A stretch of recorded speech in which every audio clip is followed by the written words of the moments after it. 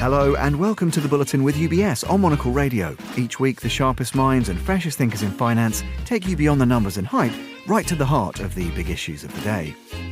This week, we're shining a spotlight on women's wealth and, in particular, exploring how to better unlock investment potential for female founders and considering what the role of women can and should be within the unprecedented global wealth transfer that's currently taking place.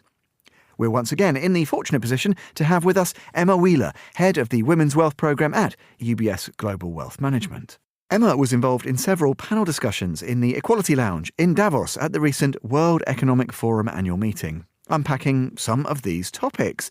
She'll explain to us some of the stark facts about venture capital funding for the cohort. Those stats are pretty damning. Only 2% of VenCap funding goes to women-led companies globally. And this, despite female founders generating 2.5 times more revenue per dollar invested. The entrepreneurial ecosystem then ripe for transformation, yet systemic barriers continue to limit female founders' access to capital. We'll consider how the situation and the discourse is developing and ask what needs to happen to drive the pace of change. Also in focus, the role of women within the great wealth transfer. Emma will tell us about women in family offices who are at the forefront of positively disrupting the face of investing by applying their gender lens. Let's hear from her now. Emma Wheeler, welcome back to the show. Great to hear from you as ever. Now, we're talking about, plenty of the themes I've just mentioned that you were discussing up in the High Alps, of course, recently. Let's start by looking at investment in, or perhaps better put, under-investment in female-founded businesses. This is certainly an area of critical importance to address. I mean, it's a big issue. And, we started looking at it in 2021. We published a paper called The Funding Gap with our CIO. And, that really allowed us to mainstream the whole topic. There is no sense to it, but there is a significant amount of systemic barriers, if you like, within the ecosystem, and they're taking time to be broken down. So there are many brilliant female entrepreneurs, of course, out there, and it's not a funding gap, it's a funding chasm, and it doesn't make economic sense. I mean, clearly, we know now that if female entrepreneurs were invested in equally to male entrepreneurs, we'd add 3 to 6% to global GDP. So this really is an economic issue that we need to try to sort. And in terms of the state of the broader discourse then, are there some crumbs of comfort, Emma, in terms of the willingness, the appetite to engage with the conversation around how we better collectively break down the barriers that are still there? Do you feel the narrative is gaining, potency or buy-in or whatever you want to call it? Did you find that there was a reassuring engagement with the topic?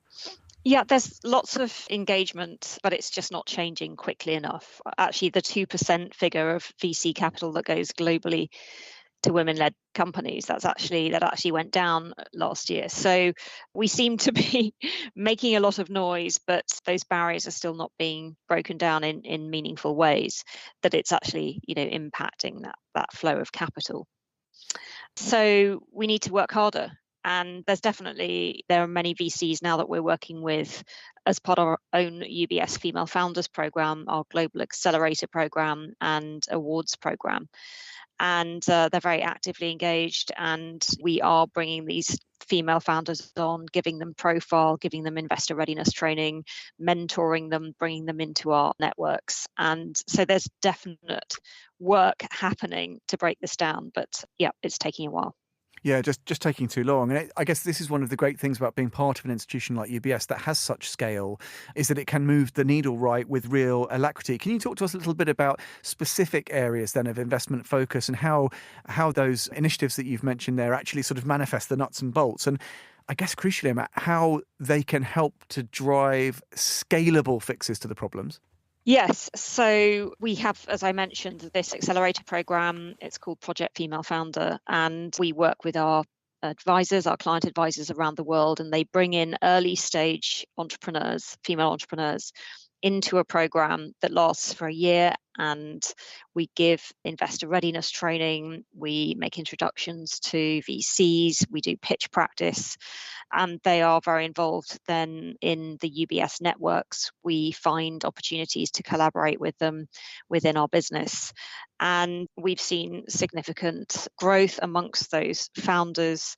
And, we are making meaningful introductions to investors for them. And, there are changes happening that are positive. We can see, in the UK, the new government-backed Invest in Women fund that's being set up, that 250 million. And we're seeing a large proportion too of what I call gender lens funds. We had an amazing lady on one of our panels in Davos in the Equality Lounge talking about her fusion fund in the US in Silicon Valley, when she invests in early stage female entrepreneurs in tech. And this is something that I hear across the world now. So these funds are increasingly being set up.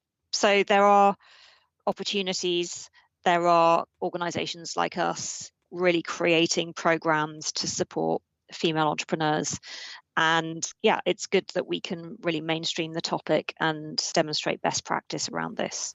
Can I just ask you another thing, Emma, which I think is really interesting? If we look at the sort of large secular changes that are happening, often on this show we talk about this unprecedented intergenerational wealth transfer that we're sort of in the midst of. But of course, there's also an intergender wealth transfer.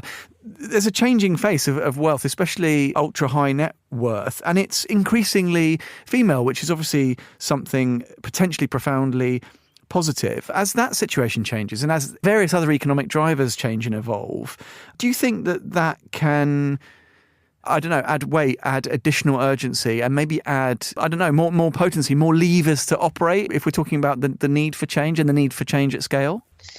Yes, definitely. I mean, we've never been in this situation in our lifetimes, or indeed ever, where women have owned and controlled such significant wealth. So 35% of total private investable wealth is now in women's hands. And we are also seeing, as you mentioned, this great wealth transfer, this demographic shift between the baby boomers and the Gen Z. And women are likely to inherit a significant proportion of that. And in some regions, I've seen that could be as much as 70% over the next 2 generations. So the industry, really needs to prepare for this. And as you say, it's an intra-generational wealth transfer. It's worth totally 84.5 trillion. And we've estimated that 9 trillion of that will flow from the husband to the wife. So this horizontal wealth transfer. And that's because women on average live 4 to 5 years longer than their husbands. And they're likely to hold that wealth before transferring it to the next generation, to the children, for approximately 4 years. So the wealth management industry really needs to gear up and take note of this significant shift. But of course, it's a wonderful opportunity. It surely is, and let's hope we start to see the fruits of that broader background being brought to bear in terms of the investment picture, especially with female founders, and as you said, those scandalous VC numbers. If I were to grant you, Emma, what a delight this would be, the potential, the possibility to sort of wave a magic wand and change, one specific area of focus really profoundly, what would that be? Is it about the urgency? Is it about collaboration? Is it about a group of stakeholders who are worryingly diffident about getting involved? What would be, if you could sort of move the needle on one thing specifically? Can I ask you what that might be? I think it's around, getting more women to invest. And that's the focus of what I do at UBS. And, women are still not investing at the same rate as men, but there's a huge opportunity to encourage them to do so. And what we see in the family office world, for example, are women coming in either as investment professionals or as family members and bringing their gender lens to that. And they are wanting to positively disrupt by bringing an impact lens to the way that they're investing. And so I think the ecosystem really needs to embrace that opportunity and, ensure that these women in family offices and more broadly, have the opportunity to learn from each other, to be convened, and, that we continue to create the right kind of solutions that speak to their investment preferences. Yeah, I find that so interesting. Can you talk to us a little bit more about why, well, I guess in the context both of this great wealth transfer, but you mentioned family offices, and the role of those for the female investor of today and tomorrow, particularly those who are helming large, ultra high worth positions in particular. Talk to us a bit more about the significance of that and the role that you imagine women can and should be playing as that situation develops. Yeah, I mean, from an investment perspective, and, of course, family offices are a big focus for us at UBS. And, that whole world is growing significantly. I've seen a data point that, 5.4 trillion will be in the family office network within by 2030. So, this is a huge mobilization of private wealth in this space. And I think the opportunity really is for these, from an investment perspective, is for these offices to really embrace, mixed gender investment teams. We can see the results around higher returns when we have mixed gender teams, and also embracing, the values that these families hold dear to themselves. And definitely, that's important to the women, to the next generation. There's an opportunity for these families to really, do good. So combining that kind of philanthropic approach with actually doing well, because they're investing in companies that are now really building sustainable either products or services, or building sustainability into what they do. So yeah, a huge opportunity here. And I think this whole kind of approach is being redefined. Yeah, and that point about the younger generation, I think, is particularly interesting. Can you just interrogate that for us a little bit, Emma, in terms of the difference that makes their engagement with, whether it's how they are allocating resource and ambition, in a family office setting? And also, is that new generation, I don't know, does it matter whether it's female, male? Is there just a different appetite to engage with these themes in a much more ambitious way? I find that change interesting. It must be really compelling for you and your colleagues to be part of those conversations.